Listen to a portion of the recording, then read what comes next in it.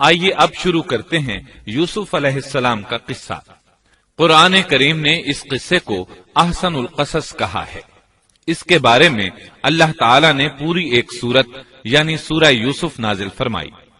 اس قصے میں دو عظیم نبیوں کا تذکرہ ہے، سیدنا یعقوب بن اسحاق علیہ السلام اور یوسف بن یعقوب علیہ السلام کا۔ اپنے بھائیوں کی وجہ سے یوسف علیہ السلام کن حالات کا شکار ہوئے، آپ اس کا تفصیل سے ذکر سنیں گے۔ سورہ یوسف مکی ہے اور یوسف علیہ السلام کا قصہ اگرچہ ابتلاء و آزمائش کی داستان ہے، لیکن اس میں اور بھی بہت سے فوائد ہیں۔ سننے والا اس سے لطف اندوز ہوتا ہے، اپنے اندر رحم اور انس کے جذبات محسوس کرتا ہے۔ اس قصے میں ان حالات کی طرف بھی اشارہ ہے جو انبیاء کے ساتھ پیش آتے ہیں۔ عام انبیاء کے حالات واقعات سے معلوم ہوتا ہے کہ پہلے وہ آسودہ حال تھے، لیکن جب انہوں نے دعوت دی تو ان کی قوم نے انہیں جھٹلایا، پھر آزمائش کا سلسلہ شروع ہوا، پھر ان کی قوموں پر عذاب آیا۔ اس قصے میں معاملہ اس کے بالکل برعکس ہے۔ اس میں شروع میں ابتلاء آزمائش کا دور ہے، پھر آسانی اور فراوانی کی داستان ہے۔ ایسا کیوں ہوا؟ علماء کے اس بارے میں مختلف اقوال ہیں۔ عطا رحمت اللہ علیہ فرماتے ہیں، غمزدہ پریشان حال اگر یوسف علیہ السلام کے قصے کو سنتا ہے تو اس کے دل کو سکون ملتا ہے، وہ مطمئن ہو جاتا ہے، اس لیے کہ اس میں تنگی کے بعد آسانی ہے، مشکلات کے بعد اللہ کی نعمتوں کا نزول اس سے ظاہر ہے۔ سورہ یوسف سورہ ہود کے بعد نازل ہوئی۔ سورہ ہود میں انبیاء کرام کے تذکرے کے بعد قوم ہود اور قوم صالح کی تباہی کا ذکر آتا ہے، پھر ان اقوام کا تذکرہ ہے جو تباہ و برباد ہوئی۔ پھر سورہ یوسف عام الحزن میں نازل ہوئی۔ یہ وہ سال تھا جس میں نبی صلی اللہ علیہ وسلم کے چچا ابو طالب فوت ہوئے۔ ابو طالب ہر طرح آپ کا ساتھ دیتے رہے تھے، یہاں تک کہ رسول اکرم صلی اللہ علیہ وسلم فرماتے ہیں، قریش نے مجھ سے صحیح معنوں میں دشمنی کا آغاز ابو طالب کی وفات کے بعد کیا۔ ایک قول کے مطابق ابو طالب کی وفات کے صرف 3 دن بعد آپ کی پیاری اور محبوب بیوی، جنت کی عورتوں کی سردار، دنیا جہان کی افضل ترین عورتوں میں سے ایک سیدہ خدیجۃ الکبریٰ رضی اللہ عنہا اس دنیا سے رخصت ہو گئیں۔ انا للہ و انا الیہ راجعون۔ یہاں تک کہ ابن عباس رضی اللہ عنہما فرماتے ہیں، رسول اللہ صلی اللہ علیہ وسلم نے 4 خط کھینچے، پھر صحابہ کرام کو مخاطب کر کے فرمایا، جانتے ہو یہ خط میں نے کیوں کھینچے ہیں؟ انہوں نے کہا، ہم نہیں جانتے۔ تو آپ صلی اللہ علیہ وسلم نے فرمایا، جنت کی افضل ترین عورتیں 4 ہیں، ایک مریم بنت عمران، دوسری خدیجہ بنت خویلد، تیسری فاطمہ بنت محمد اور چوتھی فرعون کی بیوی آسیہ بنت مزاحم رضی اللہ عنہن اجمعین۔ سیدہ خدیجہ رضی اللہ عنہا اور ابو طالب کی وفات کا آپ صلی اللہ علیہ وسلم کو بہت شدید صدمہ ہوا۔ تب آپ کی تسلی کے لیے اللہ تعالیٰ نے سورہ یوسف نازل فرمائی اور آپ کو یقین دلایا کہ تنگی کے بعد فراخی ہوتی ہے، اور اس صورت میں سبق آموز واقعات اور عبرتوں کا تذکرہ یکجا کر دیا گیا ہے، جبکہ دوسرے انبیاء کے قصے قرآن اور احادیث میں مختلف مقامات پر ہیں۔ یہ قصہ قرآن کریم میں ایک جگہ کیوں ذکر کیا گیا، اس میں کیا حکمت تھی، اور باقی قصے مختلف مقامات پر کیوں بکھرے ہوئے ہیں، اس بارے میں علامہ قرطبی رحمت اللہ علیہ فرماتے ہیں، اللہ تعالیٰ نے انبیاء علیہ السلام کے قصے تکرار کے ساتھ ذکر کیے ہیں، ایک ہی بات کو بلاغت و بیان کے اصول کے تحت مختلف پیرائے میں ذکر کیا ہے، جیسا کہ ابراہیم علیہ السلام کا قصہ ہے۔ جب اللہ کے برگزیدہ فرشتے ان کے پاس آئے تو ان کے آنے پر ابراہیم علیہ السلام نے جو مہمان نوازی کی اس کو مختلف انداز میں بیان کیا گیا ہے۔ ایک جگہ فرمایا، وہ بغیر کسی تاخیر کے بھنا ہوا بچڑا لے آئے۔ دوسری آیت میں فرمایا، پس ابراہیم فربا بچڑے کا گوشت لے آئے۔ ان دونوں جملوں کو جمع کرنے سے معلوم ہوا بھنا ہوا موٹا تازہ بچڑا پیش کیا گیا۔ مختلف جگہوں پر ان کا تذکرہ اس لیے کیا گیا کہ لوگ اس سے عبرت پکڑیں۔ علامہ قرطبی رحمت اللہ علیہ فرماتے ہیں، یوسف علیہ السلام کے قصے کو ایک جگہ اور باقی انبیاء کے قصوں کو علیحدہ بیان کرنے کی ایک حکمت یہ بھی ہے کہ مخالف پر حجت قائم ہو جائے کہ وہ نہ مکرر کلام لا سکتے ہیں اور نہ ہی قصہ یوسف علیہ السلام کی طرح اکٹھا کلام لا سکتے ہیں۔ مطلب یہ کہ بلاغت کی ہر قسم میں دشمن پر حجت قائم ہو سکے۔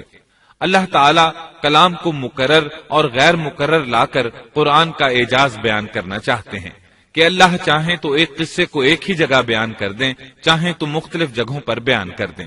کوئی یہ نہ کہہ سکے کہ دیکھو قرآن میں یہ قصہ علیحدہ علیحدہ بیان ہوا ہے، میں اس کو ایک جگہ بیان کر سکتا ہوں، یا اس کے برعکس یہ نہ کہہ سکے کہ قرآن میں تو یہ قصہ ایک ہی جگہ بیان ہوا ہے، میں اس کو الگ الگ کر کے بیان کر سکتا ہوں۔ اب ہم اس قصے کا آغاز کرتے ہیں اور اسی طرح کرتے ہیں جس طرح اس کا آغاز اللہ رب العزت نے کیا ہے۔ شروع اللہ کے نام سے جو بڑا مہربان نہایت رحم والا ہے۔ الف لام را، یہ روشن کتاب کی آیتیں ہیں۔ یقیناً ہم نے اس کتاب کو عربی قرآن بنا کر نازل فرمایا ہے تاکہ تم سمجھ سکو۔ ہم آپ کے سامنے بہترین بیان پیش کرتے ہیں اس قرآن سے جو ہم نے آپ کی جانب وحی کے ذریعے نازل کیا ہے، اور یقیناً آپ اس سے پہلے بے خبروں میں سے تھے۔ قصہ در اصل ایک خبر کے بعد دوسری خبر اور اطلاع در اطلاع کو کہتے ہیں، اور قصص کا اصل قصہ ہے یعنی پیچھے چلنا، جیسا کہ اللہ کی کتاب میں ہے۔ موسیٰ کی والدہ نے ان کی بہن سے کہا کہ تو اس کے پیچھے پیچھے جا، اور قصص کی اصل یہی ہے کہ کسی خبر کا پے در پے آنا۔ اس لیے ارشاد باری تعالی ہے، ہم آپ پر بہترین قصے بیان کرتے ہیں۔ اور یقیناً آپ اس سے پہلے بے خبروں میں سے تھے۔ غفلت سے مراد یہاں اللہ کے ذکر سے غفلت نہیں، بلکہ اس کا مطلب یہ ہے کہ نزول قرآن سے پہلے آپ ان قصص سے واقف نہیں تھے۔ اللہ تعالیٰ سورہ یوسف آیت 4 اور 5 میں فرماتے ہیں، جب یوسف نے اپنے باپ سے ذکر کیا کہ ابا جی، میں نے 11 ستاروں اور سورج چاند کو خواب میں دیکھا ہے کہ وہ سب مجھے سجدہ کر رہے ہیں، یعقوب نے کہا، پیارے بچے، اپنے اس خواب کا ذکر اپنے بھائیوں سے نہ کرنا، ایسا نہ ہو کہ وہ تیرے ساتھ کوئی فریب کاری کرے، شیطان تو انسان کا کھلا دشمن ہے۔ رؤیا سے مراد وہ خواب ہے جس کو انسان نیند کی حالت میں دیکھے، اور رؤیت سے مراد وہ حقیقت ہے جس کو انسان حالت بیداری میں اپنی آنکھوں سے دیکھے۔ تو یوسف علیہ السلام نے خواب میں دیکھا کہ 11 ستارے اور سورج اور چاند انہیں سجدہ کر رہے ہیں۔ یعقوب علیہ السلام خواب کی حقیقت کو جان گئے، اگرچہ آپ خوابوں کی تعبیر نہیں بتاتے تھے، لیکن انہیں علم ہو گیا کہ اس میں یوسف علیہ السلام کی تکریم ہے، اور انہیں یہ بھی علم تھا کہ یوسف علیہ السلام کے بھائی ان سے حسد کرتے ہیں۔ اسی لیے انہوں نے یوسف علیہ السلام سے کہا کہ اپنے بھائیوں کو یہ خواب نہ سنانا۔ یوسف علیہ السلام کے 11 بھائی تھے، بنیامین ان کے سگے بھائی تھے، باقی 6 ایک ماں سے اور 4 2 لونڈیوں سے تھے۔ حقیقی بھائی ان سے حسد نہیں کرتا تھا، وہ عمر میں ان سے چھوٹا تھا، باقی سب ان سے حسد کرتے تھے، اور اس حسد کی وجہ یہ تھی کہ یعقوب علیہ السلام ان سے والہانہ محبت کرتے تھے۔ اسی طرح بنیامین سے بھی انہیں بہت لگاؤ تھا، مطلب یہ کہ ان دونوں سے انہیں زیادہ محبت تھی، اور محبت میں کمی بیشی کوئی بری چیز نہیں، البتہ نبی کریم صلی اللہ علیہ وسلم نے فرمایا، ان میں عدل سے ضرور کام لیں۔ غرض یعقوب علیہ السلام کو ان دونوں سے زیادہ محبت تھی، ان کا دل ان کی طرف زیادہ مائل تھا، یہاں تک کہ لمحہ بھر بھی انہیں نظروں سے اوجھل نہیں کرتے تھے۔ یوسف علیہ السلام کے بھائی جب کھیل کے لیے نکلتے تو یعقوب علیہ السلام فرماتے، یوسف کو یہیں چھوڑ دو، گویا ہر وقت ان کا پہرا دیتے تھے۔ اللہ تعالیٰ سورہ یوسف آیت 6 میں فرماتے ہیں، اور اسی طرح تجھے تیرا پروردگار برگزیدہ کرے گا، اور تجھے معاملہ فہمی یعنی خوابوں کی تعبیر بھی سکھائے گا، اور اپنی نعمت تجھے بھرپور عطا فرمائے گا، اور یعقوب کے گھر والوں کو بھی، جیسے کہ اس نے اس سے پہلے تیرے دادا اور پردادا یعنی ابراہیم و اسحاق کو بھی بھرپور اپنی نعمت دی۔ یقیناً تیرا رب بہت بڑے علم والا اور زبردست حکمت والا ہے۔ یعنی آپ کو منتخب کر لیا اور تمام بھائیوں سے آپ کو چن لیا، اور یعقوب علیہ السلام کے سارے بیٹوں سے آپ کا انتخاب کیا، اور اس دور کے لوگوں میں سے آپ کو نبوت دینے کا ارادہ کیا۔ مزید یہ کہ وہ لوگوں کو خوابوں کی تعبیر بھی بتاتے تھے، اور آیت میں جس نعمت کا ذکر ہے اس سے مراد نبوت کی نعمت ہے، اور یہ قصہ اللہ تعالیٰ نے نصیحت کے لیے ذکر کیا ہے۔ اللہ تعالیٰ سورہ یوسف آیت 7 اور 8 میں فرماتے ہیں، یقیناً یوسف اور اس کے بھائیوں میں دریافت کرنے والوں کے لیے بڑی بڑی نشانیاں ہیں، جبکہ انہوں نے کہا کہ یوسف اور اس کا بھائی بنسبت ہمارے باپ کو بہت زیادہ پیارا ہے، حالانکہ ہم طاقتور جماعت ہیں، کوئی شک نہیں کہ ہمارے ابا سری غلطی میں ہیں۔ کہا جاتا ہے کہ یہودیوں نے نبی کریم صلی اللہ علیہ وسلم سے یوسف علیہ السلام کے قصے کے متعلق سوال کیا تو یہ مکمل صورت انہیں قصہ سنانے کے لیے نازل ہوئی، جبکہ بنی اسرائیل کو یہ مکمل قصہ معلوم نہ تھا، اور جو معلوم تھا وہ بھی تحریف شدہ تھا۔ قرآن ان کی اس تحریف کو واضح کرنے کے لیے بھی نازل ہوا، اور جو بھی بنی اسرائیل کا شخص یا کوئی اور اس کے متعلق پوچھے گا اس کے لیے عبرتیں اور نصیحتیں ہیں۔ یوسف کے بھائیوں نے کہا کہ ہمارا باپ یوسف اور اس کے بھائی سے زیادہ محبت کیوں کرتا ہے، جبکہ ہم ایک جماعت ہیں۔ اپنے باپ کے اس عمل پر اعتراض کیا، اور یقیناً یہ ایک بہت برا گمان تھا۔ ضلال کا معنی گمراہی ہوتا ہے، لیکن کبھی خطا پر بھی بولا جاتا ہے، اور انہوں نے باہمی مشورہ کیا اور سوچ بچار کے بعد یوسف علیہ السلام کے قتل کی تجویز طے ہوئی۔ اللہ تعالیٰ آیت 9 میں فرماتے ہیں، یوسف کو تو مار ہی ڈالو یا اسے کسی نامعلوم جگہ پھینک دو کہ تمہارے والد کا رخ صرف تمہاری طرف ہی ہو جائے، اس کے بعد تم نیک ہو جانا۔ مطلب یہ کہ وہ آپس میں کہنے لگے یوسف کو قتل کر دو۔ اس پر بڑے بھائی یہودا نے مداخلت کی اور کہا قتل بہت سنگین جرم ہے۔ اس پر وہ بولے تب پھر اسے کہیں غائب کر دو تاکہ باپ کی توجہ تمہاری طرف ہو جائے اور یوسف والی رکاوٹ ختم ہو جائے۔ دیکھیے کیسی سوچ ہے، پہلے برائی کریں گے پھر توبہ کریں گے اور نیک بن جائیں گے۔ بھلا کیا ایسا آدمی جو برائی اس نیت سے کرتا ہے بعد میں توبہ کر لے گا، کیا اس کی توبہ قبول ہوگی؟ علماء فرماتے ہیں توبہ کا دروازہ کھلا ہے۔ اللہ تعالیٰ رات کے وقت صدا دیتا ہے کہ دن کو برائی کرنے والے توبہ کر لے، اور دن کو آواز دیتا ہے رات کو برائی کرنے والے توبہ کر لے۔ کوئی توبہ کا دروازہ بند نہیں کر سکتا، یہاں تک کہ انسان جتنی بار بھی گناہ کر کے توبہ کرے اللہ قبول کرتا ہے۔ اس لیے اللہ نے ان کی توبہ قبول کر لی۔ تاہم اس بات سے ڈرنا چاہیے کہ اگر گناہ کرنے کے بعد توبہ کا موقع ہی نہ ملے اور موت آ لے تو کیا ہوگا؟ یہ بات نہایت ہی خوفناک ہے کہ توبہ کا موقع ہی نہ ملے۔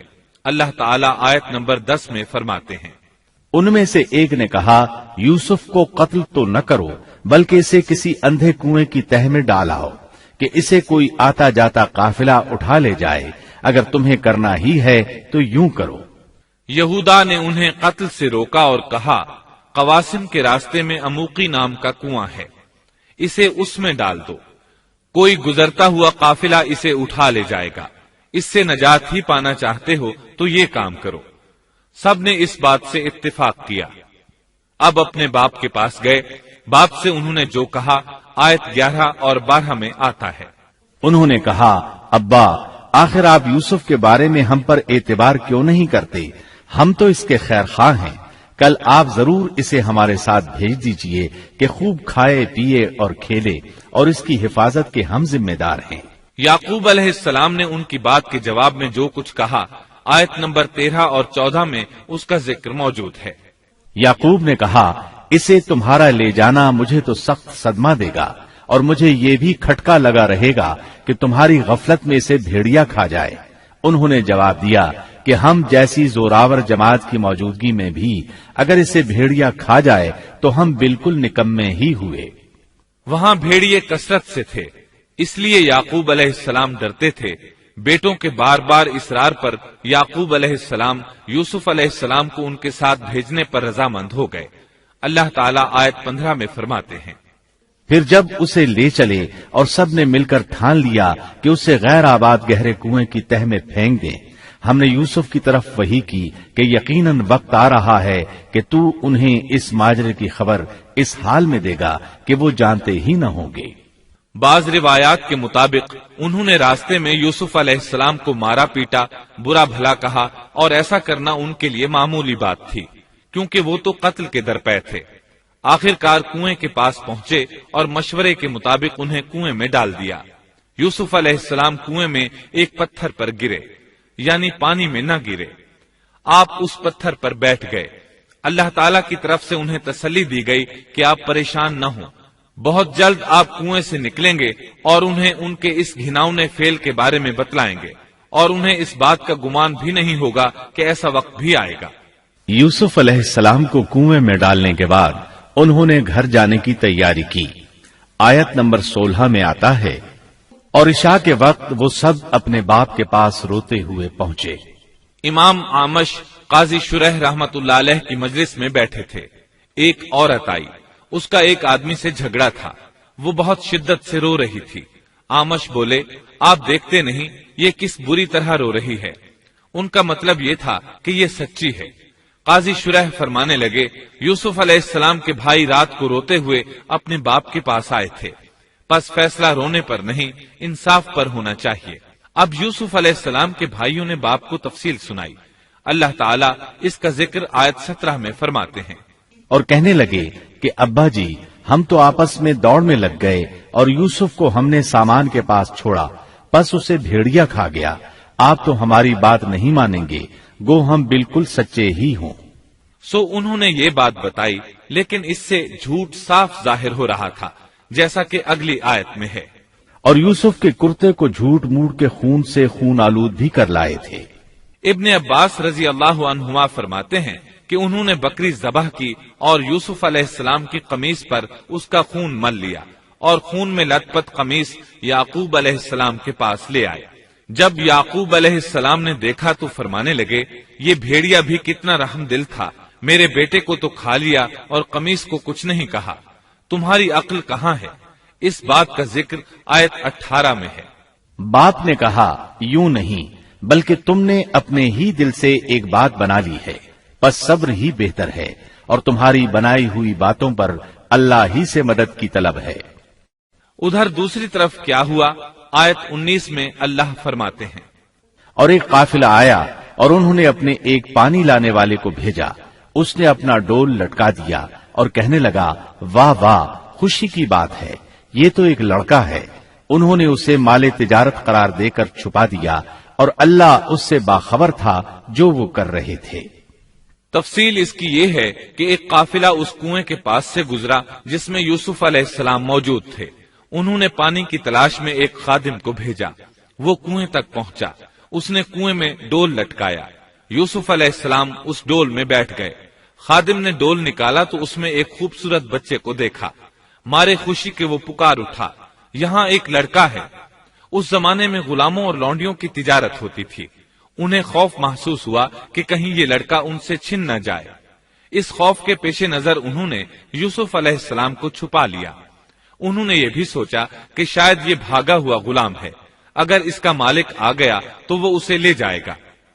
یہ قافلہ مدائن سے مصر جا رہا تھا۔ جب یہ مصر پہنچے تو انہوں نے یوسف علیہ السلام کو معمولی قیمت میں فروخت کر دیا۔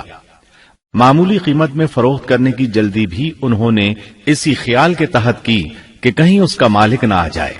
ابن عباس رضی اللہ عنہما فرماتے ہیں کہ انہوں نے یوسف علیہ السلام کو صرف 20 درہم میں بیچ دیا، اور یہ نہایت معمولی قیمت تھی۔ آیت نمبر 21 میں ہے، مصر والوں میں سے جس نے اسے خریدا تھا اس نے اپنی بیوی سے کہا کہ اسے بہت عزت و احترام کے ساتھ رکھو، بہت ممکن ہے کہ یہ ہمیں فائدہ پہنچائے یا اسے ہم اپنا بیٹا ہی بنا لیں۔ یہ شخص مصر کا وزیر خزانہ تھا، بے اولاد تھا۔ اس نے سوچا شاید یہ لڑکا بڑا ہو کر اچھا انسان بنے، لہذا کیوں نہ ہم اسے بیٹا بنا لیں۔ اس طرح یوسف علیہ السلام وزیر خزانہ کے گھر پلے بڑھے۔ وزیر خزانہ عزیز مصر کہلاتا تھا۔ عزیز نے آپ کو بیٹوں کی طرح رکھا۔ آپ کچھ بڑے ہوئے تو شاہی محل کی دیکھ بھال آپ کے ذمے لگا دی گئی، شاہی محل کے تمام اختیارات آپ کے سپرد کر دیے گئے۔ اللہ تعالیٰ آیت 21 اور 22 میں فرماتے ہیں، یوں ہم نے مصر کی سرزمین میں یوسف کا قدم جما دیا کہ ہم اسے خواب کی تعبیر کا کچھ علم سکھا دیں۔ اللہ اپنے ارادے پر غالب ہے، لیکن اکثر لوگ بے علم ہوتے ہیں۔ اور جب یوسف پختگی کی عمر کو پہنچ گئے تو ہم نے اسے قوت فیصلہ اور علم دیا. ہم نیک کاروں کو اسی طرح بدلہ دیتے ہیں. یوسف علیہ السلام بہت پاکیزہ اور توحید والے ماحول میں پروان چڑھے. گھر کا سارا انتظام انہی کے ہاتھ میں تھا. آپ بہت بصیرت اور سوجھ بوجھ سے گھر کا نظام چلا رہے تھے. ابھی عزیز مصر کی بیوی نے آپ کو گمراہ کرنے کی کوشش نہیں کی تھی کہ علم اور بصیرت کی صفات آپ میں موجود تھیں. مفسرین لکھتے ہیں جب یوسف علیہ السلام کی عمر 17-18 سال کی ہوئی تو جوانی کے ساتھ ان کے حسن میں مزید اضافہ ہوا. حسن یوسف واقعی بے مثال تھا. نبی اکرم صلی اللہ علیہ وسلم فرماتے ہیں معراج کی رات میری ملاقات یوسف علیہ السلام سے ہوئی. ایسا لگتا تھا کہ دنیا کا نصف حسن یوسف علیہ السلام کو ملا ہے. مفسرین اس کی وضاحت کرتے ہیں کہ حسن کو اللہ تعالیٰ نے 2 حصوں میں تقسیم کیا ہے. آدھا حسن یوسف علیہ السلام کو دیا اور آدھا باقی ساری مخلوق میں تقسیم کر دیا. اللہ اکبر، یہ ہے حسن یوسف. اور جب یوسف کے حسن کی کیفیت یہ ہے تو پھر اس کے خالق کے کیا کہنے. جب عزیز مصر کی بیوی نے ان کا حسن دیکھا تو بے اختیار ہو گئی. اس کے اندر ہیجان پیدا ہوا. اس نے یوسف علیہ السلام سے بدکاری کا ارادہ کر لیا. ان کے ساتھ لطف و عنایت کا سلسلہ شروع کر دیا اور پھسلانے کے جتنے طریقے ہو سکتے تھے وہ اختیار کیے. ناز و نخرے کے ساتھ اس سے پیش آنے لگی. اللہ آیت 23 میں فرماتے ہیں اس عورت نے جس کے گھر میں یوسف تھے یوسف کو بہلانا پھسلانا شروع کیا کہ وہ اپنے نفس کی نگرانی چھوڑ دے اور دروازے بند کر کے کہنے لگی لو آ جاؤ. یوسف نے کہا اللہ کی پناہ، وہ میرا رب ہے، مجھے اس نے بہت اچھی طرح رکھا ہے. بے انصافی کرنے والوں کا بھلا نہیں ہوتا ہے. مطلب یہ کہ آخر نوبت یہاں تک پہنچ گئی کہ ایک دن اس نے سارے دروازے بند کر لیے اور کہنے لگی آئیے یوسف، میں نے یہ زیب و زینت آپ کے لیے کی ہے. یوسف علیہ السلام فرمانے لگے اللہ کی پناہ، یہ ناممکن ہے، میں ایسا نہیں کر سکتا. کیا میں اپنے مالک کی گھر والی سے بدکاری کروں جس نے مجھے اپنے بیٹوں کی طرح ناز و نعمت میں رکھا؟ یہ بہت بڑا ظلم ہے اور ظالم لوگ فلاح نہیں پا سکتے. آپ نے فوراً انکار کر دیا، اس لیے کہ آپ صاحب علم تھے، صاحب حلم تھے، بادشاہ کے مقام اور مرتبے کو جاننے کے ساتھ برائی کے نقصانات سے بھی باخبر تھے. خود صاحب فضل تھے اور اہل فضل کے مقام و مرتبے سے بھی واقف تھے. قرآن کریم کی آیات آپ کی طہارت اور پاکیزگی بیان کر رہی ہیں. آیت 24 میں ہے اس عورت نے یوسف کا قصد کیا اور یوسف اس کا قصد کرتے اگر وہ اپنے پروردگار کی دلیل نہ دیکھتے. یوسف علیہ السلام نے اس کا ارادہ نہیں کیا، یہاں تک کہ اللہ تعالیٰ کی مہربانی سے ان کے دل میں اس گناہ کا خیال تک نہیں آیا. اللہ تعالیٰ نے آخر آپ کو علم بھی دیا تھا اور حلم بھی. آپ بادشاہ کے مرتبے سے واقف تھے، نیک تھے، جانتے تھے زانی کبھی فلاح نہیں پا سکتا، بلکہ آپ نے تو فوراً کہہ دیا اللہ کی پناہ، میں ایسا ہرگز نہیں کر سکتا. اتنی بڑی آزمائش میں ان کے دل میں خیال آنا ممکن تھا. جیسا کہ سخت گرمی اور پیاس کی حالت میں کسی کو ٹھنڈے پانی کا گلاس ملے تو دل میں پانی پی لینے کا خیال ضرور آتا ہے، لیکن پھر یاد آتا ہے کہ وہ روزے سے ہے. لیکن یوسف علیہ السلام کے دل میں تو اتنا سا خیال بھی نہیں آیا. اس کی وجہ یہ تھی کہ آپ نے اپنے رب کی دلیل دیکھی تھی. وہ دلیل کیا تھی اس بارے میں مفسرین کے مختلف اقوال ہیں. بعض کہتے ہیں آپ نے جبرائیل علیہ السلام کو دیکھا، بعض کہتے ہیں آپ نے یعقوب علیہ السلام کو دیکھا، وہ انہیں انگلی کے اشارے سے منع کر رہے تھے. بعض نے لکھا ہے کہ آپ نے دروازے پر یہ لکھا دیکھا تھا بے شک زنا بڑی بے حیائی اور بہت ہی بری راہ ہے. بہرحال یہ مفسرین اور مورخین کے اقوال ہیں. اس بارے میں کوئی صحیح حدیث نہیں ملتی. اتنا ہے کہ آپ نے کوئی ایسی چیز دیکھی ضرور تھی جس کی بنا پر آپ کو خیال تک نہ آیا، اور برہان اللہ ہی کی طرف سے تھی. اس نے انہیں سوچنے بھی نہ دیا. اللہ آیت نمبر 24 میں فرماتے ہیں اس طرح ہم نے انہیں اس برائی اور بے حیائی سے بچا لیا کیونکہ وہ ہمارے مخلص بندوں میں سے تھے. اللہ نے آپ کو صرف زنا سے نہیں برائی سے بھی بچا لیا. یہ اس بات کی دلیل ہے کہ آپ نے ارادہ تک نہیں کیا. پھر اسی آیت میں اللہ نے آپ کو اپنا برگزیدہ بندہ فرمایا اور یہ ممکن ہی نہیں کہ کوئی انسان اللہ کے برگزیدہ بندوں میں سے بھی ہو اور پھر کفر بھی کرے، ہرگز ممکن نہیں۔ انبیاء ایسی باتوں سے پاک رہتے ہیں۔ عزیز مصر کی بیوی نے اصرار کیا، آپ کو مجبور کیا اور لگی چمٹنے تو یوسف علیہ السلام وہاں سے بھاگے۔ عزیز کی بیوی آپ کے پیچھے بھاگی۔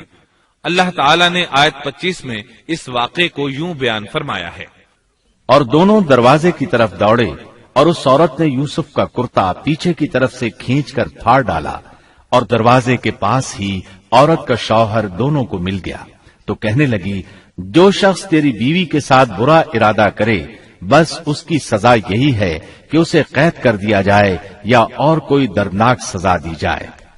سیدنا یوسف علیہ السلام خود کو بچانے کے لیے دروازے کی طرف دوڑ پڑے تھے، یہ پیچھے دوڑی، دروازہ بند تھا۔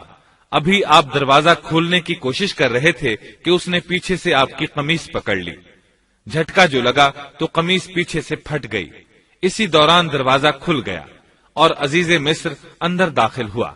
اس نے یہ منظر اپنی آنکھوں سے دیکھا کہ اس کی بیوی زیب و زینت کے ساتھ بن سنور کر یوسف علیہ السلام کے بالکل پیچھے کھڑی ہے۔ اسی وقت اس نے خود کو الزام سے بچانے کے لیے کہہ دیا، جو تیری بیوی کے ساتھ برائی کا ارادہ رکھتا ہے اس کا کیا بدلہ ہے؟ پھر خود ہی کہنے لگی، اسے قید خانے میں بند کر دینا چاہیے۔ ایسا اس نے اس لیے کہا کہیں وہ یوسف علیہ السلام کو قتل نہ کر دے۔ ادھر یوسف علیہ السلام نے بھی فوراً اپنا دفاع کیا اور کہا، میں مجرم نہیں بلکہ یہ ساری کارستانی اس کی اپنی ہے۔ آیت 26 اور 27 میں ہے۔ یوسف نے کہا، یہ عورت ہی مجھے پھسلا رہی تھی، اور عورت کے قبیلے ہی کے ایک شخص نے گواہی دی کہ اگر اس کا کرتا آگے سے پھٹا ہوا ہو تو عورت سچی ہے اور یوسف جھوٹ بولنے والوں میں سے ہے، اور اگر اس کا کرتا پیچھے کی جانب سے پھٹا ہوا ہو تو عورت جھوٹی ہے اور یوسف سچوں میں سے ہے۔ یہ گواہ کون تھا؟ اس بارے میں دو قسم کی روایات ہیں۔ پہلی روایت یہ ہے کہ وہ دودھ پیتا بچہ تھا، اس نے کہا کہ اس عورت نے بہکایا ہے اور یہ اللہ کا معجزہ تھا۔ دوسری روایت یہ ہے کہ عزیز مصر کے ساتھ اس کا چچا زاد تھا، اس نے کہا، قمیص دیکھو کہاں سے پھٹی ہے، پیچھے سے پھٹی ہے تو یوسف سچے، اور آگے سے پھٹی ہے تو پھر وہ سچی ہے، یوسف جھوٹے ہیں۔ آیت نمبر 28 میں آتا ہے، سو جب خاوند نے دیکھا کہ یوسف کا کرتا پیٹھ کی جانب سے پھٹا ہوا ہے تو صاف کہہ دیا کہ یہ تو عورتوں کی چال بازی ہے، بے شک تمہاری چال بازی بہت بڑی ہے۔ سید قطب کہتے ہیں، عزیز مصر ان لوگوں میں سے تھا جن کے نزدیک شرف کی کوئی قیمت نہیں تھی۔ اگر اس میں غیرت ہوتی تو اس کا خون کھولتا، وہ عورت پر برہم ہوتا، لیکن اس نے غصے کے بغیر کہا۔ آیت 29 میں ہے، یوسف اب اس بات کو جانے دو، اور اے عورت تو اپنے گناہ سے توبہ کر، بے شک تو گناہ گاروں میں سے ہے۔ اس کے علاوہ اس نے کوئی اور بات نہ کی، یہاں تک کہ یوسف علیہ السلام کو گھر ہی میں رہنے دیا، جدا بھی نہ کیا۔ لیکن پھر یہ خبر شہر میں آگ کی طرح پھیل گئی، عورتیں طرح طرح کی باتیں کرنے لگیں، لوگ عزیز مصر کی بیوی کو تانے دینے لگے۔ آیت 30 میں ہے، اور شہر کی عورتوں میں چرچا ہونے لگا کہ عزیز مصر کی بیوی اپنے جوان غلام کو اپنا مطلب نکالنے کے لیے بہلانے پھسلانے میں لگی رہتی ہے، اس کے دل میں یوسف کی محبت بیٹھ گئی ہے، ہمارے خیال میں تو وہ سری گمراہی میں ہے۔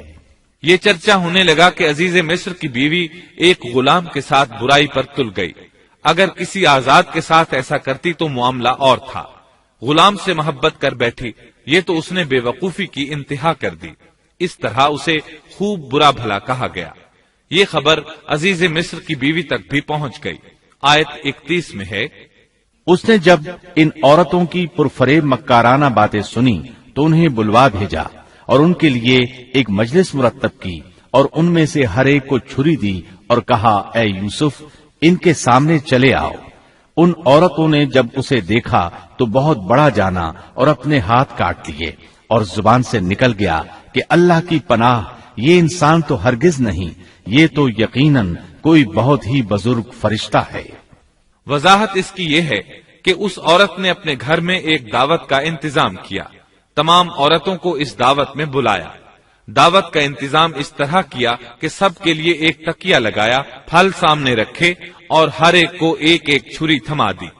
ساتھ ہی یوسف علیہ السلام سے کہا کہ مجلس میں آ جائیں۔ جب یوسف علیہ السلام آئے تو وہ انہیں دیکھ کر مبہوت رہ گئیں۔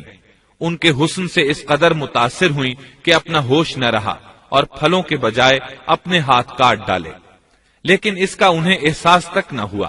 سبحان اللہ، کیا حسن تھا جس کی وجہ سے انہوں نے اپنے ہاتھ کاٹ لیے اور خبر تک نہ ہوئی۔ کہنے لگیں یہ تو کوئی فرشتہ معلوم ہوتا ہے، انسان اتنا خوبصورت کیسے ہو سکتا ہے۔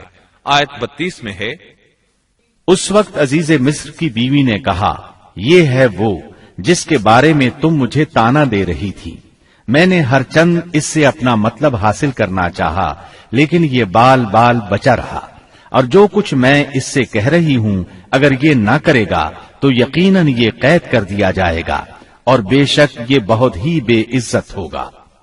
یہ آیت اس بات کی واضح دلیل ہے کہ یوسف علیہ السلام نے برائی کا ارادہ نہیں کیا تھا۔ پھر بات یہیں پر ختم نہیں ہو گئی، بلکہ تمام عورتیں یوسف علیہ السلام پر ٹوٹ پڑیں۔ ان میں سے ہر ایک کی خواہش تھی کہ یوسف علیہ السلام اس سے محبت کریں اور بے حیائی کا ارتکاب کریں۔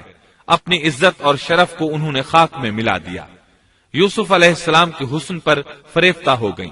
اس کیفیت کو دیکھ کر یوسف علیہ السلام نے اپنے رب سے دعا کی۔ آیت 33 اور 34 میں آتا ہے، یوسف نے دعا کی کہ اے میرے پروردگار، جس بات کی طرف یہ عورتیں مجھے بلا رہی ہیں اس سے تو مجھے جیل خانہ بہت پسند ہے۔ اگر تو نے ان کا مکر و فریب مجھ سے دور نہ کیا تو میں تو ان کی طرف مائل ہو جاؤں گا اور بالکل نادانوں میں جا ملوں گا۔ اس سے ظاہر ہوا سب عورتیں یوسف علیہ السلام کو اپنی طرف متوجہ کر رہی تھیں۔ انہوں نے ہر طریقہ اختیار کیا، لیکن یوسف علیہ السلام نے کسی ایک کی طرف توجہ نہ دی۔ اللہ نے انہیں بچا لیا اور عورتوں کی چال کو ناکام بنا دیا۔ اس واقعے کی خبر بھی لوگوں میں پھیل گئی۔ عزیز مصر کی بیوی کو پتا چل گیا کہ یہ خبریں پورے شہر میں پھیل گئی ہیں اور لوگ اسے ہی قصوروار ٹھہرا رہے ہیں۔ تب وہ اپنے خاوند کے پاس گئی، اس سے کہا، اب کیا کیا جائے؟ سب لوگ مجھے ہی الزام دے رہے ہیں، معاملہ بہت پھیل گیا ہے، اس بات کو دبانے کے لیے کچھ کرنا چاہیے۔ عزیز مصر نے کہا، پھر کیا کیا جائے؟ آخر آپس میں مشورہ ہوا، دونوں اس پر متفق ہو گئے۔ ابن عباس رضی اللہ عنہما فرماتے ہیں، انہوں نے یوسف علیہ السلام کو ایک گدھے پر سوار کیا اور ایک ڈھول والا ساتھ کر دیا اور یہ منادی کرائی کہ اس عبرانی غلام نے اپنی مالکہ کے ساتھ برائی کی کوشش کی ہے، لہٰذا اسے اس جرم کی پاداش میں جیل میں ڈالا جاتا ہے۔ گویا انہوں نے اپنے پر سے الزام ختم کرنے کا یہ منصوبہ سوچا۔ اس بارے میں اللہ آیت 35 میں فرماتے ہیں، پھر ان تمام نشانوں کے دیکھ لینے کے بعد بھی انہیں یہی مصلحت معلوم ہوئی کہ یوسف کو کچھ مدت کے لیے قید خانے میں رکھیں۔ انہوں نے یہ اس لیے کہا تاکہ یوسف علیہ السلام پر تہمت لگائی جا سکے۔ اس طرح یوسف علیہ السلام قید خانے میں آ گئے۔ ان کے ساتھ 2 نوجوان اور قید خانے میں بھیجے گئے تھے۔ کچھ دن ساتھ رہنے کے بعد وہ جان گئے کہ یوسف علیہ السلام نیک سیرت انسان ہیں، عبادت گزار نوجوان ہیں۔ ایک رات دونوں نوجوانوں نے خواب دیکھے۔ صبح ہوئی تو دونوں یوسف علیہ السلام کے پاس گئے اور اپنا اپنا خواب سنایا۔ قرآن کریم آیت 36 میں اس کو یوں بیان کرتا ہے، اس کے ساتھ ہی 2 اور جوان بھی جیل خانے میں داخل ہوئے۔ ان میں سے ایک نے کہا کہ میں نے خواب میں اپنے آپ کو شراب میں چوڑتے دیکھا ہے، اور دوسرے نے کہا میں نے اپنے آپ کو دیکھا ہے کہ میں اپنے سر پر روٹی اٹھائے ہوئے ہوں جسے پرندے کھا رہے ہیں۔ ہمیں آپ اس کی تعبیر بتائیے، ہمیں تو آپ خوبیوں والے شخص دکھائی دیتے ہیں۔ قید خانے کے قیدی بھی جان چکے تھے کہ یوسف علیہ السلام نیک ہیں۔ آپ نے سوچا یہ دین کی دعوت دینے کا بہترین موقع ہے۔ انہوں نے جو کچھ ان سے کہا وہ آیت نمبر 37 اور 38 میں اس طرح آیا ہے، یوسف نے کہا تمہیں جو کھانا دیا جاتا ہے اس کے تمہارے پاس پہنچنے سے پہلے ہی میں تمہیں اس کی تعبیر بتلا دوں گا۔ یہ سب اس علم کی بدولت ہے جو مجھے میرے رب نے سکھایا ہے۔ میں نے ان لوگوں کا مذہب چھوڑ دیا ہے جو اللہ پر ایمان نہیں رکھتے اور آخرت کے بھی منکر ہیں۔ میں اپنے باپ دادوں کے دین کا پابند ہوں، یعنی ابراہیم، اسحاق اور یعقوب کے دین کا۔ ہمیں ہرگز یہ سزاوار نہیں کہ ہم اللہ کے ساتھ کسی کو بھی شریک کریں. ہم پر اور تمام اور لوگوں پر اللہ کا یہ خاص فضل ہے، لیکن اکثر لوگ ناشکری کرتے ہیں. آپ نے سب سے پہلے اپنا تعارف کرایا، ابراہیم اور یعقوب علیہ السلام کے بارے میں بتایا، اور اس زمانے کے لوگ ابراہیم علیہ السلام کو مانتے تھے. ابراہیم علیہ السلام معروف تھے، جانے پہچانے تھے. نبی کریم صلی اللہ علیہ وسلم سے پوچھا گیا کہ کریم یعنی عزت دار کون ہے؟ آپ نے فرمایا عزت دار کے بیٹے، عزت دار کے پوتے اور عزت دار کے پڑ پوتے، یعنی یوسف بن یعقوب بن اسحاق بن ابراہیم علیہ السلام. مطلب یہ کہ 4 پشتوں تک نبوت کی فضیلت یوسف علیہ السلام کے سوا کسی کے حصے میں نہیں آئی. یہ عزت اور بزرگی کی انتہا ہے. آپ نے اپنے دین کا تعارف کرانے کے بعد ان سے جو کچھ کہا وہ آیت 39 اور 40 میں آتا ہے. اے میرے قید کے ساتھیوں، کیا بھلا کئی جدا جدا پروردگار بہتر ہیں یا ایک اللہ زبردست طاقتور؟ اس کے سوا تم جن کی پوجا پاٹ کر رہے ہو وہ سب نام ہی نام ہیں جو تم نے اور تمہارے باپ دادوں نے خود ہی گھڑ لیے ہیں. اللہ نے ان کی کوئی دلیل نازل نہیں فرمائی. فرما روائی صرف اللہ ہی کی ہے. اس کا فرمان ہے کہ تم سب سوائے اس کے کسی اور کی عبادت نہ کرو. یہی دین درست ہے، لیکن اکثر لوگ نہیں جانتے. پھر یوسف علیہ السلام نے انہیں خواب کی تعبیر بتائی. اس کا ذکر سورہ یوسف آیت 41 میں ہے.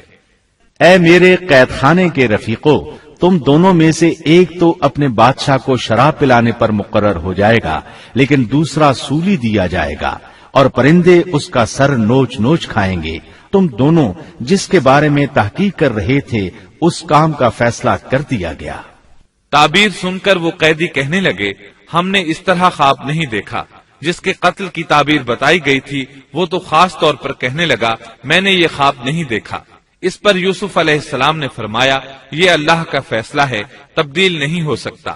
پھر آپ نے دوسرے قیدی سے فرمایا اور جس کی نسبت یوسف کا گمان تھا کہ ان دونوں میں سے یہ چھوٹ جائے گا، اس سے کہا کہ اپنے بادشاہ سے میرا ذکر بھی کر دینا. پھر اسے شیطان نے اپنے بادشاہ سے ذکر کرنا بھلا دیا اور یوسف نے کئی سال قید خانے ہی میں کاٹے. پھر اسی طرح ہوا. ایک کو پھانسی پر چڑھا دیا گیا، دوسرا بادشاہ کو شراب پلانے پر مقرر ہوا، لیکن وہ یوسف علیہ السلام کا ذکر کرنا بھول گیا. اللہ تعالیٰ آیت 42 میں فرماتے ہیں شیطان نے اسے بھلا دیا. اس آیت کی تفسیر بعض مفسرین نے یہ کی ہے کہ شیطان نے یوسف علیہ السلام کو اپنے رب یعنی اللہ تعالیٰ کی یاد سے غافل کر دیا، اور انہوں نے ایک بندے سے چاہا کہ وہ اپنے رب یعنی شاہ مصر سے ان کا تذکرہ کر کے ان کی رہائی کی کوشش کرے. اس لیے اللہ تعالیٰ نے ان کو یہ سزا دی کہ وہ کئی سال تک جیل میں پڑے رہے. یہ تفسیر بالکل غلط ہے. درست یہ ہے کہ فَأَنْسَاهُ کی ضمیر اس شخص کی طرف لوٹتی ہے جس کے متعلق یوسف علیہ السلام کا گمان تھا کہ وہ رہائی پانے والا ہے. اور اس آیت کے معنی یہ ہیں کہ شیطان نے اس شخص کو اپنے آقا سے یوسف علیہ السلام کا ذکر کرنا بھلا دیا، جیسا کہ علامہ ابن کثیر اور دیگر مفسرین نے اسی طرح کہا ہے. انس رضی اللہ عنہ سے مروی یہ روایت کہ اللہ تعالیٰ نے یوسف علیہ السلام کی طرف وحی کی کہ اے یوسف تجھے تیرے بھائیوں سے کس نے نجات دی؟ فرمایا اے اللہ آپ نے. اللہ نے پھر پوچھا یوسف تجھے کنویں سے کس نے نکالا؟ انہوں نے جواب دیا اللہ آپ نے. اللہ تعالیٰ نے پھر پوچھا یوسف تجھے عورتوں سے کس نے بچایا؟ کہا اللہ آپ نے. اب اللہ نے فرمایا پھر اب اللہ کے سوا کسی اور سے نجات کیوں طلب کرتے ہو؟ یہ روایت عقل اور نقل دونوں کے خلاف ہے، کیونکہ تکالیف و مصائب سے خلاصی کے لیے دنیاوی اسباب اختیار کرنا جائز ہے، جیسا کہ سورۃ المائدہ میں اللہ تعالیٰ فرماتے ہیں کہ نیکی اور تقوی کے کاموں میں ایک دوسرے کا تعاون کرو. اور یوسف علیہ السلام کا رہائی پانے والے شخص سے اپنی رہائی کے متعلق بادشاہ سے بات کرنے کو کہنا اس آیت کے عین مطابق ہے، اور ایسا کرنا توکل علی اللہ کے خلاف نہیں. لہذا مذکورہ بیان کردہ روایت جس طرح سند کے اعتبار سے کمزور ہے، اسی طرح مفہوم کے اعتبار سے بھی قرآن کے خلاف ہے. یوسف علیہ السلام قید خانے میں پڑے ہیں، کسی کو ان کی خبر تک نہیں. یہ ان کی ایک اور آزمائش تھی، کسی کو خبر ہو تو نکالے. آخر کچھ مدت بعد بادشاہ نے خواب دیکھا۔ بادشاہ نے کہا، میں نے خواب میں دیکھا ہے کہ 7 موٹی تازی فربا گائیں ہیں جن کو 7 دبلی پتلی لاغر گائیں کھا رہی ہیں، اور 7 بالیاں ہیں ہری ہری اور دوسری 7 بالکل خشک۔ اس خواب نے بادشاہ کو پریشان کر دیا۔ اس نے کہا، اے درباریو، میرے اس خواب کی تعبیر بتلاؤ اگر تم خواب کی تعبیر دے سکتے ہو۔ انہوں نے جواب دیا، یہ تو اڑتے اڑاتے پریشان خواب ہیں، اور ایسے شوریدہ پریشان خوابوں کی تعبیر جاننے والے ہم نہیں۔ جب وہ خواب کی تعبیر نہ بتا سکے تب اس ساقی کو یوسف علیہ السلام یاد آئے۔ وہ چونک اٹھا۔ ان 2 قیدیوں میں سے جو رہا ہوا تھا اسے مدت کے بعد یاد آ گیا اور کہنے لگا، میں تمہیں اس کی تعبیر بتلا دوں گا، مجھے جانے کی اجازت دیجیے۔ قید خانہ شہر سے باہر تھا۔ انہوں نے اسے ادھر روانہ کر دیا۔ وہ جیل پہنچا، یوسف علیہ السلام سے ملا اور بولا، اے یوسف، اے بہت بڑے سچے، آپ ہمیں اس خواب کی تعبیر بتلائیے کہ 7 موٹی تازی گائیں ہیں جنہیں 7 دبلی پتلی گائیں کھا رہی ہیں، اور 7 بالکل سبز خوشے ہیں، اور 7 ہی دوسرے بالکل خشک ہیں، تاکہ میں واپس جا کر ان لوگوں سے کہوں تاکہ وہ سب جان لیں۔ تب یوسف علیہ السلام نے خواب کی تعبیر بتائی۔ یوسف نے جواب دیا کہ تم 7 سال تک پے در پے لگاتار حسب عادت غلہ بویا کرنا، اور فصل کاٹ کر اسے بالیوں سمیت ہی رہنے دینا، سوائے اپنے کھانے کی تھوڑی سی مقدار کے۔ اس کے بعد 7 سال نہایت سخت قحط کے آئیں گے، وہ اس غلے کو کھا جائیں گے جو تم نے ان کے لیے ذخیرہ رکھ چھوڑا تھا، سوائے اس تھوڑے سے غلے کے جو تم محفوظ کر کے رکھو گے۔ آپ نے صرف خواب کی تعبیر نہیں بتائی بلکہ علاج بھی بتایا۔ اس کے بعد ایک اور بات بھی بتائی۔ اس کے بعد جو سال آئے گا اس میں لوگوں پر خوب بارش برسائی جائے گی، اور وہ اس میں شیرہ انگور بھی خوب نچوڑیں گے۔ ساقی بہت تیزی سے واپس گیا، بادشاہ کو پوری تفصیل بتائی۔ تب بادشاہ نے کہا، یوسف کو میرے پاس لاؤ۔ بادشاہ کا قاصد واپس آیا اور آپ سے کہا، بادشاہ آپ کو بلا رہا ہے۔ یوسف علیہ السلام نے کہا، میں قید خانے سے نہیں نکلوں گا۔ نبی کریم صلی اللہ علیہ وسلم فرماتے ہیں، اللہ یوسف علیہ السلام پر رحم فرمائے، انہوں نے کس حد تک صبر کیا۔ ان کی جگہ میں ہوتا اور مجھے قید خانے سے نکلنے کے لیے کہا جاتا تو میں فوراً باہر نکل جاتا۔ 7 سال تک قید میں رہنے کے بعد اگر کوئی قیدی سے باہر نکلنے کے لیے کہے اور وہ باہر نکلنے سے انکار کر دے تو یہ بات عجیب ہی لگ سکتی تھی، لیکن یوسف علیہ السلام ہر طرح سے بری ہو کر نکلنا چاہتے تھے۔ چنانچہ آپ نے کہا، یوسف نے کہا، اپنے بادشاہ کے پاس واپس جا اور اس سے پوچھ کہ ان عورتوں کا حقیقی واقعہ کیا ہے جنہوں نے اپنے ہاتھ کاٹ لیے تھے۔ ان کے ہیلے کو صحیح طور پر جاننے والا میرا پروردگار ہی ہے۔ قاصد واپس آیا، اس نے بادشاہ کو یوسف کا جواب سنایا۔ اب بادشاہ نے ان عورتوں کو جمع کیا اور کہا، بادشاہ نے پوچھا، اے عورتوں، اس وقت کا صحیح واقعہ کیا ہے جب تم داؤ فریب کر کے یوسف کو اس کی دلی منشا سے بہکانا چاہتی تھی؟ انہوں نے صاف جواب دیا کہ معاذ اللہ، ہم نے یوسف میں کوئی برائی نہیں پائی۔ پھر تو عزیز مصر کی بیوی بھی بول اٹھی کہ اب تو حق سچ واضح ہو گیا ہے، میں نے ہی اسے ورغلایا تھا اس کے جی سے، اور یقیناً وہ سچوں میں سے ہے۔ یوسف نے کہا، یہ اس واسطے کہ عزیز مصر جان لے کہ میں نے اس کی پیٹھ پیچھے اس کی خیانت نہیں کی، اور یہ بھی کہ اللہ دغابازوں کے ہتھ کنڈے چلنے نہیں دیتا۔ میں اپنے نفس کی پاکیزگی بیان نہیں کرتا، بے شک نفس تو برائی پر ابھارنے والا ہی ہے، مگر یہ کہ میرا پروردگار ہی اپنا رحم کرے، یقیناً میرا پالنے والا، بڑی بخشش کرنے والا اور بہت مہربانی فرمانے والا ہے۔ بعض مفسرین کے نزدیک یہ یوسف علیہ السلام کا قول ہے، اور یہ انہوں نے اس وقت کہا جب جیل میں ان کو یہ ساری تفصیل بتلائی گئی، یا بعض کے بقول بادشاہ کے پاس جا کر انہوں نے یہ کہا۔ بعض مفسرین کے نزدیک یہ بھی عزیز مصر کی بیوی ہی کا قول ہے، اور مطلب یہ ہے کہ یوسف کی غیر موجودگی میں بھی اسے غلط طور پر تہمت لگا کر خیانت کا ارتکاب نہیں کرتی، بلکہ امانت کے تقاضوں کو سامنے رکھتے ہوئے اپنی غلطی کا اعتراف کرتی ہوں۔ یا یہ مطلب ہے کہ میں نے یوسف کو پھسلانے کی کوشش ضرور کی، لیکن واقعہ یہ ہے کہ اپنے خاوند کی خیانت نہیں کی اور کسی بڑے گناہ میں واقع نہیں ہوئی۔ حافظ ابن کثیر نے اسی قول کو ترجیح دی ہے اور اسے سیاق و معانی کے اعتبار سے زیادہ مناسب اور موزوں قرار دیا ہے۔ آیت 54 میں اللہ تعالیٰ فرماتے ہیں، بادشاہ نے کہا اسے میرے پاس لاؤ کہ میں اسے اپنے خاص کاموں کے لیے مقرر کر لوں۔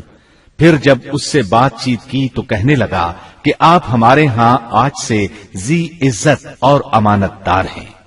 تب یوسف علیہ السلام بولے، یوسف نے کہا آپ مجھے ملک کے خزانوں پر مقرر کر دیجئے، میں حفاظت کرنے والا اور باخبر ہوں۔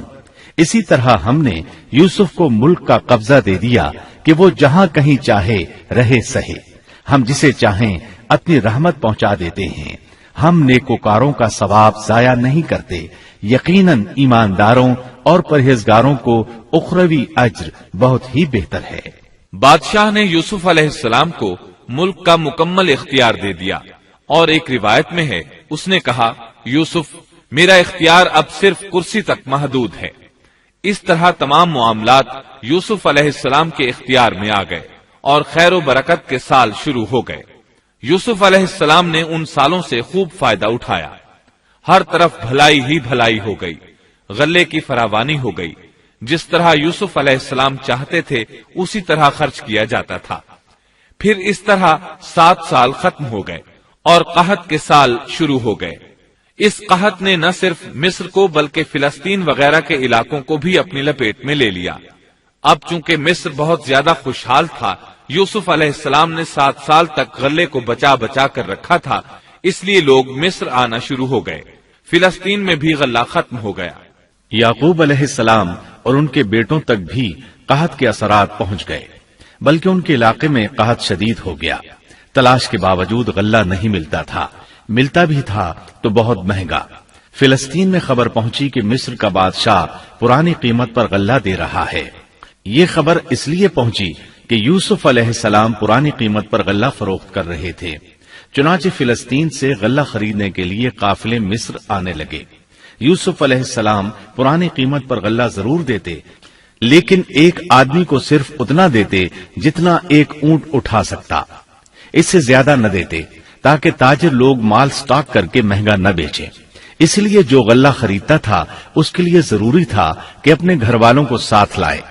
یوسف علیہ السلام ہر ایک سے پوچھتے تمہارے گھر کے کتنے افراد ہیں، انہیں ساتھ لے کر آؤ، اور اس طرح یوسف علیہ السلام کے بھائیوں نے بھی مصر جانے کا ارادہ کر لیا۔ قرآن مجید میں اس کا تذکرہ یوں آیا ہے، یوسف کے بھائی آئے اور یوسف کے پاس گئے تو اس نے انہیں پہچان لیا اور انہوں نے اسے نہ پہچانا۔ یوسف علیہ السلام نے گندم دینے سے پہلے پوچھا، تم کون ہو، کہاں سے آئے ہو، تم جاسوس لگتے ہو۔ وہ قسمیں کھانے لگے۔ آپ نے پوچھا، تمہارا باپ کون ہے، تم کتنے بھائی ہو، کیا تمہارا کوئی اور بھائی بھی ہے، تمہارا کوئی بھائی فوت تو نہیں ہو گیا؟ اس طرح آپ نے ان سے مکمل تفصیل پوچھی، انہوں نے اپنے بارے میں بتا دیا۔ آپ نے ان سے کہا، اور جب اس نے ان کے لیے سامان تیار کر دیا تو کہا کہ تم میرے پاس اپنے اس بھائی کو بھی لانا جو تمہارے باپ کی طرف سے ہے۔ کیا تم نے نہیں دیکھا کہ میں پورا ناپ کر دیتا ہوں اور میں ہوں بھی بہترین مہمانی کرنے والوں میں؟ آپ نے ان سے یہ بھی کہا، پس اگر تم اسے میرے پاس لے کر نہ آئے تو میری طرف سے تمہیں کوئی ناپ بھی نہ ملے گا، بلکہ تم میرے قریب بھی نہ پھٹکنا۔ انہوں نے کہا، اچھا، ہم اس کے والد سے تذکرہ کریں گے اور پوری کوشش کریں گے۔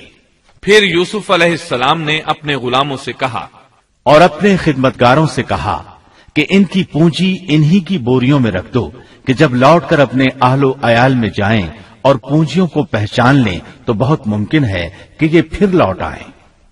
دراصل یوسف علیہ السلام چاہتے تھے کسی طرح وہ دوبارہ آئیں۔ انہیں یہ خدشہ محسوس ہوا کہ ممکن ہے دوبارہ آنے کے لیے ان کے پاس رقم نہ ہو اور یہ غلہ خریدنے نہ آئیں، اس لیے ان کی قیمت ان کے سامان میں رکھ دی تاکہ وہ دوبارہ آئیں۔ جب یہ گھر پہنچے تو سامان کھولنے سے پہلے باپ سے کہا، جب یہ لوگ لوٹ کر اپنے والد کے پاس گئے تو کہنے لگے، ہم سے تو غلے کا پیمانہ روک لیا گیا، اب آپ ہمارے ساتھ ہمارے بھائی کو بھیجیے کہ ہم پیمانہ بھر کر لائیں، ہم اس کی نگہبانی کے ذمہ دار ہیں۔ یعنی انہوں نے کہا کہ آئندہ ہمیں غلہ اسی صورت میں ملے گا جب ہم اپنے چھوٹے بھائی بنیامین کو ساتھ لے جائیں گے۔ اس پر یعقوب علیہ السلام نے فرمایا، یعقوب نے کہا کہ مجھے تو اس کی بابت تمہارا بس ویسا ہی اعتبار ہے جیسا اس سے پہلے اس کے بھائی کے بارے میں تھا، بس اللہ ہی بہترین حافظ ہے اور وہ سب مہربانوں سے بڑا مہربان ہے۔ مطلب یہ کہ یعقوب علیہ السلام نے ان کی بات ماننے سے انکار کر دیا۔ اس کے بعد جب انہوں نے اپنا سامان کھولا تو کیا دیکھا؟ جب انہوں نے اپنا سامان کھولا تو انہوں نے اپنا سرمایہ موجود پایا جو ان کی جانب لوٹا دیا گیا تھا۔ کہنے لگے، اے ہمارے باپ، ہمیں اور کیا چاہیے؟ دیکھیے تو یہ ہمارا سرمایہ بھی ہمیں واپس لوٹا دیا گیا ہے۔ ہم اپنے خاندان کو غلہ لا دیں گے اور اپنے بھائی کی نگرانی رکھیں گے اور ایک اونٹ کا پیمانہ زیادہ لائیں گے، یہ ناپ تو بہت آسان ہے۔ جب یعقوب علیہ السلام نے یہ معاملہ دیکھا اور ان کا اصرار بڑھا تو سوچ میں پڑ گئے کہ معاملہ کچھ اور معلوم ہوتا ہے، پس انہیں اللہ تعالی کی طرف سے الہام ہوا کہ ساتھ بھیج دیجیے۔ یعقوب نے کہا، میں تو اسے ہرگز ہرگز تمہارے ساتھ نہ بھیجوں گا جب تک کہ تم اللہ کو بیچ میں رکھ کر مجھے قول و قرار نہ دو کہ تم اسے میرے پاس پہنچاؤ گے، سوائے اس ایک صورت کے کہ تم سب گرفتار کر لیے جاؤ۔ جب انہوں نے پکا قول و قرار دیا تو انہوں نے کہا، ہم جو کچھ کہتے ہیں اللہ اس پر نگہبان ہے۔ انہوں نے مزید نصیحت کی اور یعقوب نے کہا، اے میرے بچوں، تم سب ایک دروازے سے نہ جانا بلکہ کئی جدا جدا دروازوں میں سے داخل ہونا۔ میں اللہ کی طرف سے آنے والی کسی چیز کو تم سے ٹال نہیں سکتا، حکم صرف اللہ ہی کا چلتا ہے۔ میرا کامل بھروسہ اسی پر ہے اور ہر ایک بھروسہ کرنے والے کو اسی پر بھروسہ کرنا چاہیے۔ مطلب یہ تھا کہ تم 11 نوجوان ہو، تمہیں دیکھ کر کوئی حسد نہ کر بیٹھے، تمہیں نظر نہ لگ جائے، اور نظر کا لگ جانا برحق ہے، اور یہ بسا اوقات انسان کو قبر میں پہنچا دیتی ہے۔ اب یہ روانہ ہوئے۔ جب وہ انہی راستوں سے جن کا حکم ان کے والد نے انہیں دیا تھا گئے، کچھ نہ تھا کہ اللہ نے جو بات مقرر کر دی ہے وہ اس سے انہیں ذرا بھی بچا لے، مگر یعقوب کے دل میں ایک خیال پیدا ہوا جسے اس نے پورا کر لیا۔ بلا شبہ وہ ہمارے سکھلائے ہوئے علم کا عالم تھا، لیکن اکثر لوگ نہیں جانتے۔ مطلب یہ کہ انسان کی کوشش کے باوجود تقدیر اپنا کام دکھا جاتی ہے۔ عطا رحمت اللہ علیہ فرماتے ہیں کہ یعقوب علیہ السلام کے بارے میں یہ جو فرمایا کہ اس کے پاس ہمارا دیا ہوا علم تھا، اس کا مطلب یہ ہے کہ یعقوب علیہ السلام جو بھی بات کرتے تھے اس میں اللہ کا ذکر ہوتا اور غور و فکر کے بعد بات کرتے، پہلے اللہ کا نام لیتے، اور یہی ان کا علم تھا۔ یوسف علیہ السلام کے بھائی گئے اور دربار میں حاضر ہوئے۔ آپ نے معمول کے مطابق ان کی رہائش کا انتظام کیا، ہر دو کو ایک کمرہ دیا۔ اس طرح بنیامین اکیلے بچ گئے۔ یوسف علیہ السلام نے فرمایا، چلو اسے ادھر میرے پاس چھوڑ جاؤ۔ جب وہ چلے گئے تو یوسف علیہ السلام نے انہیں گلے سے لگا لیا۔ یہ سب جب یوسف کے پاس پہنچ گئے تو اس نے اپنے بھائی کو اپنے پاس جگہ دی اور کہا کہ میں تیرا بھائی یوسف ہوں، بس یہ جو کچھ کرتے رہے اس کا کچھ رنج نہ کر۔ مطلب یہ کہ وہ بنیامین کو بھی ستاتے رہے۔ اس کے بعد یوسف علیہ السلام نے کیا کیا، اس کا ذکر سورہ یوسف آیت 70 تا 77 میں سنیے۔ پھر جب انہیں ان کا سامان اسباب ٹھیک ٹھاک کر کے دیا تو اپنے بھائی کے سامان میں پانی پینے کا پیالہ رکھ دیا۔ پھر ایک آواز دینے والے نے پکار کر کہا کہ اے قافلے والو، تم لوگ تو چور ہو۔ انہوں نے ان کی طرف منہ پھیر کر کہا کہ تمہاری کیا چیز کھوئی گئی ہے؟ جواب دیا کہ شاہی پیالہ گم ہے، جو اسے لے آئے اسے ایک اونٹ کے بوجھ کا غلہ ملے گا، اس وعدے کا میں ضامن ہوں۔ انہوں نے کہا، اللہ کی قسم، تم کو خوب علم ہے کہ ہم ملک میں فساد پھیلانے کے لیے نہیں آئے اور نہ ہم چور ہیں۔ انہوں نے کہا، اچھا چور کی کیا سزا ہے اگر تم جھوٹے ہو؟ جواب دیا کہ اس کی سزا یہی ہے کہ جس کے اسباب میں سے پایا جائے وہی اس کا بدلہ ہے۔ ہم تو ایسے ظالموں کو یہی سزا دیا کرتے ہیں۔ بس یوسف نے ان کے سامان کی تلاشی شروع کی، اپنے بھائی کے سامان کی تلاشی سے پہلے۔ پھر اس پیمانے کو اپنے بھائی کے سامان سے نکالا۔ ہم نے یوسف کے لیے اسی طرح یہ تدبیر کی۔ اس بادشاہ کے قانون کی روح سے یہ اپنے بھائی کو نہیں روک سکتا تھا مگر یہ کہ اللہ کو منظور ہو۔ ہم جس کے چاہیں درجے بلند کر دیں، ہر ذی علم پر فوقیت رکھنے والا دوسرا ذی علم موجود ہے۔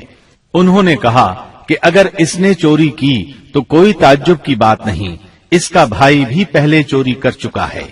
یوسف نے اس بات کو اپنے دل میں رکھ لیا اور ان کے سامنے بالکل ظاہر نہ کیا، کہا کہ تم بڑے بدقماش ہو اور جو تم بیان کرتے ہو اسے اللہ ہی خوب جانتا ہے۔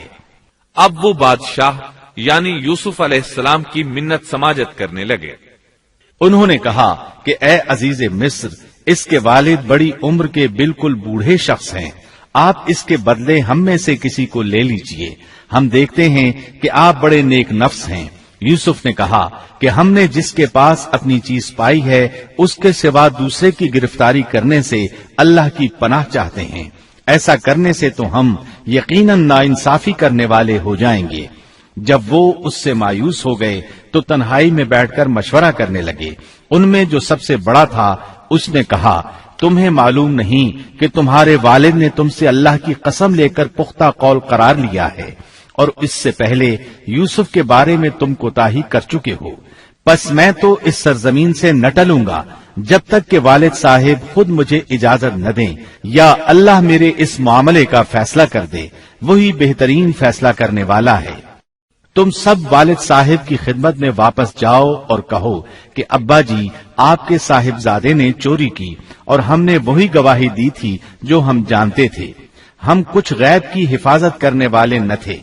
آپ اس شہر کے لوگوں سے دریافت فرما لیں جہاں ہم تھے اور اس قافلے سے بھی پوچھ لیں جس کے ساتھ ہم آئے ہیں، اور یقیناً ہم بالکل سچے ہیں۔ یعقوب نے کہا، یہ تو نہیں بلکہ تم نے اپنی طرف سے بات بنا لی، پس اب صبر ہی بہتر ہے، قریب ہے کہ اللہ ان سب کو میرے پاس ہی پہنچا دے، وہی علم و حکمت والا ہے۔ پھر یعقوب علیہ السلام رونے لگے اور کہنے لگے، پھر ان سے منہ پھیر لیا اور کہا، ہائے یوسف۔ ان کی آنکھیں بوجہ رنج و غم کے سفید ہو چکی تھیں اور وہ غم کو دبائے ہوئے تھے۔ بیٹوں نے کہا، واللہ آپ ہمیشہ یوسف کی یاد ہی میں لگے رہیں گے یہاں تک کہ گھل جائیں یا ختم ہی ہو جائے۔ اس پر یعقوب علیہ السلام نے کہا، انہوں نے کہا کہ میں تو اپنی پریشانیوں اور رنج کی فریاد اللہ ہی سے کر رہا ہوں، مجھے اللہ کی طرف سے وہ باتیں معلوم ہیں جو تم نہیں جانتے۔ میرے پیارے بچوں، تم جاؤ اور یوسف کی اور اس کے بھائی کی پوری طرح تلاش کرو اور اللہ کی رحمت سے نا امید نہ ہو، یقیناً رب کی رحمت سے نا امید وہی ہوتے ہیں جو کافر ہوتے ہیں۔ اب ان کے پاس غلہ خریدنے کے لیے سامان تجارت بہت کم تھا، وہ تھوڑا سا سامان لے کر پھر یوسف علیہ السلام کے پاس گئے۔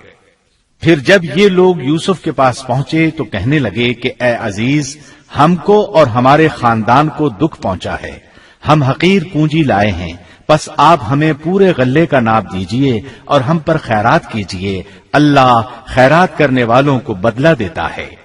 اب برادران یوسف ان کے سامنے رسوائی کے درجے تک پہنچ گئے، چنانچہ یوسف علیہ السلام نے انہیں زیادہ پریشان کرنا مناسب نہ سمجھا اور اپنا مکمل تعارف کروا دیا۔